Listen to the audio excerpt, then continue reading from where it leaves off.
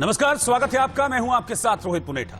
पश्चिम बंगाल में अगले साल विधानसभा चुनाव होने वाले हैं, लेकिन उससे पहले ही देश में रोहिंग्या मुसलमानों का मुद्दा गूंजने लगा है। रोहिंग्या मुसलमानों को लेकर बीजेपी और एआईएमआईएम के बीच ठन गई है। हैदराबाद में बीजेपी सांसद तेजस्वी सूर्या ने रोहिंग्या मुसलमानों को लेकर एआईएमआईएम के चीफ असदुद्दीन ओवैसी और उनके भाई अकबरुद्दीन पर हमला बोला है।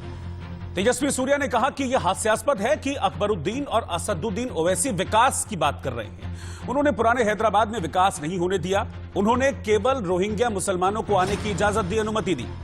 ओवैसी को एक वोट भारत के खिलाफ वोट है, यह भी तेजस्वी सूर्या ने कहा। इस पर ओवैसी ने पलटवार किया है। वो कहते हैं कि बिहार विधानसभा चुनाव में सबको चौंकाने वाले एआईएमआईएम के चीफ ओवैसी ने कहा कि अगर इलेक्टोरल लिस्ट में 30,000 रोहिंग्या हैं तो गृहमंत्री अमित शाह क्या कर रहे हैं?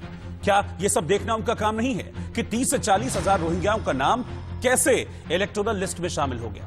अगर बीजेपी वाकई ईमानदार है तो उसे मंगलवार शाम तक ऐसे 1,000 नाम दिखाने चाहिए। सबसे पहले सुनिए बीजेपी के वार पर ओवैसी ने किस तरह से पलटवार किया है।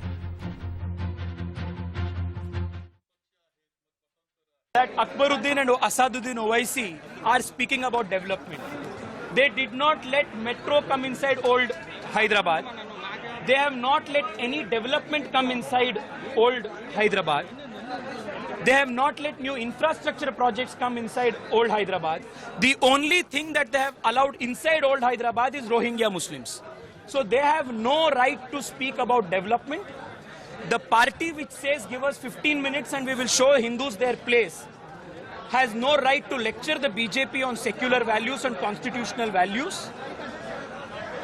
Every single vote to OIC is a vote against India and everything that India stands for. अब बीजेपी वाले तो ऐसा दिख रहा कि कुछ समझ में नहीं आ रहा, बीजेपी को इतना फ्रस्ट्रेशन का शिकार हो गए। 30,000 अगर रोहिंग्या है तो अमित शाह क्या कर रहे हैं?